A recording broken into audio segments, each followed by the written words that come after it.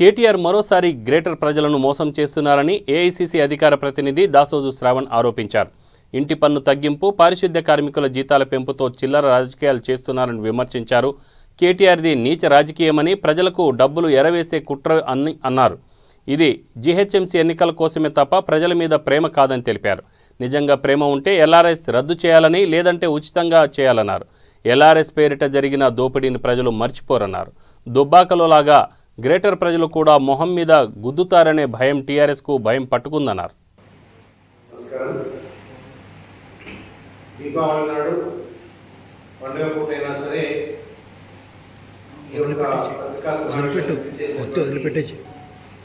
Media మిత్రులకు, camera జర్నలిస్టులకు అందరికీ కూడా హృదయపూర్వకంగా ధన్యవాదాలు తెలియజేస్తున్నాను.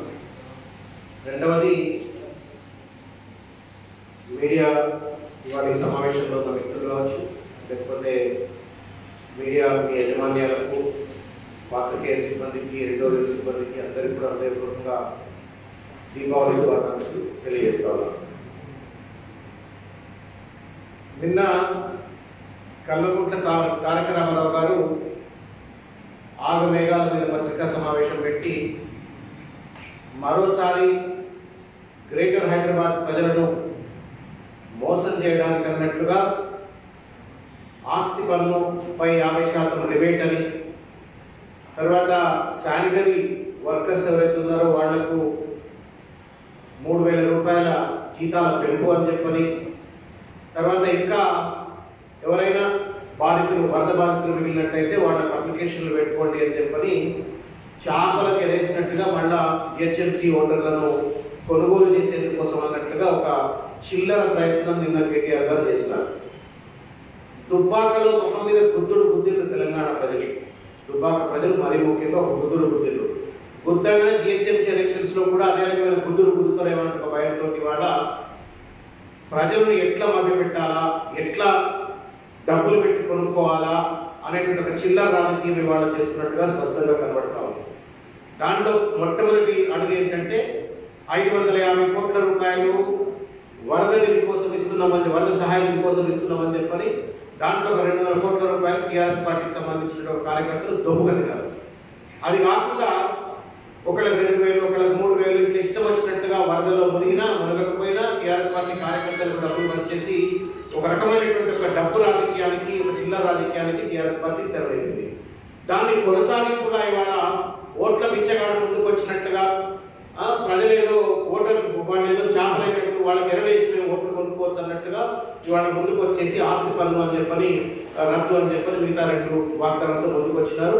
ఇది నీచ రాజకీయం, చిల్లర రాజకీయం, కేవలం ప్రజలను మభ్యపెట్టేందుకోసం మాత్రమే కేటీఆర్ గారి ప్రయత్నం చేసినట్టుగా కాంగ్రెస్ పార్టీ భావిస్తా ఉంది.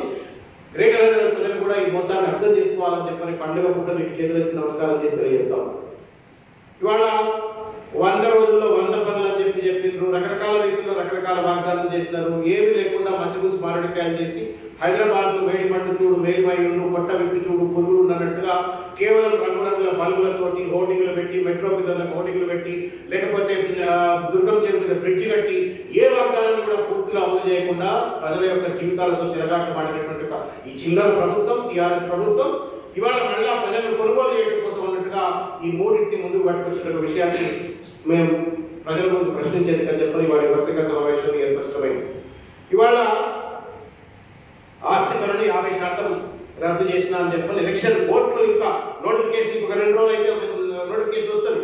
ఈ 2 రోజుల ముందు మాత్రమే, నోటిఫికేషన్ వచ్చే ముందు మాత్రమే జిహెచ్ఎంసీ ఎన్నికలు ఉన్నాయి అనేటువంటి దృక్కోణంతో, కాకపోతే ఏ రకంగా ప్రజలపైన ప్రేమ లేకుండా ఇవాళ ఈ రకమైన అనౌన్స్మెంట్ చేసినట్టుగా మేము భావిస్తా ఉన్నాం. మరి ఏమైనా 5 ఏళ్ళ నుంచి కదా జిహెచ్ఎంసీ అధికారులు నిలబెడతా ఉన్నారు.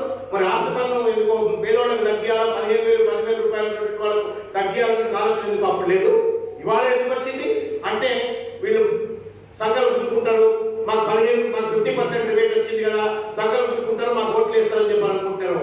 సంఘాలు గుద్దుకోరు కేటీఆర్ గారు కరెంటు కాల్చి వాళ్ళ వాద పెట్టడానికి దుబ్బాకలో ఎట్లయితే ప్రజలు సిద్ధమైనో గ్రేటర్ హైదరాబాద్ లో కూడా అదే విధంగా ప్రజలు టీఆర్ఎస్ ను పాతాళంలో తొక్కడానికి వాళ్ళ సిద్ధంగా ఉన్నటువంటి విషయాన్ని గుర్తు చేసుకోవాలని చెప్పి తెలియజేస్తా ఉన్నాం. ప్రేమ ఉంటుంటే ప్రజల తెలంగాణ గ్రేటర్ హైదరాబాద్ ప్రజలు మరీ ముఖ్యంగా ఆలోచించవలసిన అవసరం ఉంది. ఒక పక్కన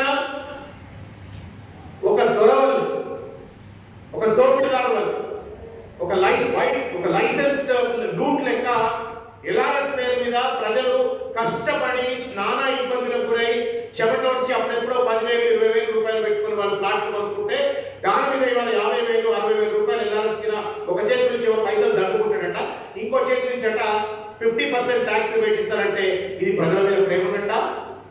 కేటీఆర్ గారు నిజంగా మీకు కనుక ప్రజల మీద ప్రేమ ఉంటే ఎల్ఆర్ఎస్ ను ఇమీడియట్ గా రద్దు చేయి, లేదు జీరో ఫీజు తోటి ₹1 కూడా తీసుకోకుండా మొత్తం ల్యాండ్స్ అన్ని కూడా రెగ్యులరైజ్ చేయి, నిజంగా నీకు ప్రజల మీద ప్రేమ ఉంటే. అప్పుడు నిజంగా ప్రజలకు నీ పైన మీకు ప్రేమ ఉన్నట్టు, తెలంగాణ ప్రజల ప్రేమ ఉన్నట్టు తప్ప ఇవాళ నువ్వు ఇచ్చినటువంటి రిబేట్ కేవలం ప్రజలు ఓట్లేసే యంత్రాలు, అమాయకులు, వాళ్ళ చెవులో పూలు ఉన్నాయి, వాళ్ళని చేపల లెక్క పట్టుకోవచ్చు అనే ప్రయత్నం చేస్తా ఉన్నావు. కానీ ఎల్ఆర్ఎస్ పేరు మీద నువ్వు చేస్తున్నటువంటి ఒక దోపిడిని ప్రజలు విస్మరిస్తారు అని చెప్పని అనుకుంటే నీ అమాయకత్వం అవుతుంది, మీ నాయకత్వం యొక్క అమాయకత్వం అవుతుంది, టీఆర్ఎస్ పార్టీ నాయకుల యొక్క అమాయకత్వం అవుతుంది అని చెప్పని గుర్తు చేస్తా ఉన్నాను. ప్రజలు కూడా విజ్ఞప్తి చేస్తా ఉన్నాను. ఒక చేతితో ఎల్ఆర్ఎస్ పేరు మీద దోపిడీ చేసుకొని